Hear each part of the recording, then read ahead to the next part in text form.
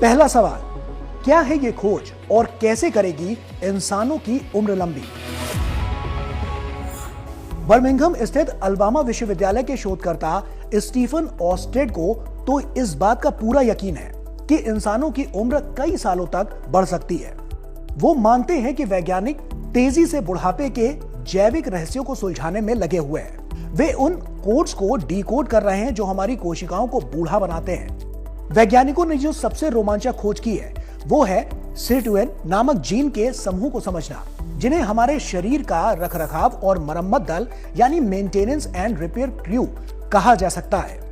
ये जीन हमारे डीएनए को क्षति या नुकसान से बचाता है और उसे ठीक करता है, जिससे कोशिकाएं लंबे समय तक स्वस्थ रहती हैं। हालांकि ये सिर्टुइन पूरी तरह से काम करने के लिए NAD+ नाम के एक खास अणु पर निर्भर करते हैं और दुर्भाग्य से ये NAD+ अणु हमारी उम्र बढ़ने के साथ ही स्वाभाविक रूप से कम होने लगते हैं। इसी कमी के कारण हमारे शरीर का रखरखाव दल कमजोर पड़ जाता है और बुढ़ापा तेजी से हावी होने लगता है।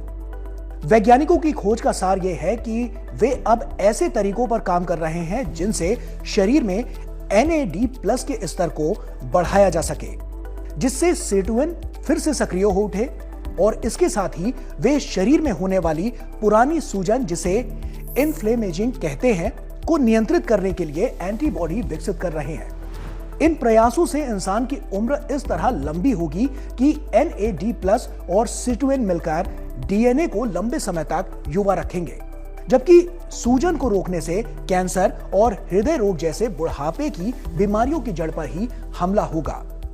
इस तरह से यह खोज उम्र बढ़ने की प्रक्रिया को धीमा करके हमें केवल अधिक वर्ष ही नहीं देगी, बल्कि उन वर्षों को पूरी तरह से स्वस्थ और ऊर्जावान बनाएगी, जिससे इंसानों का 150 साल तक जीने का लक्ष्य संभव हो सकता है।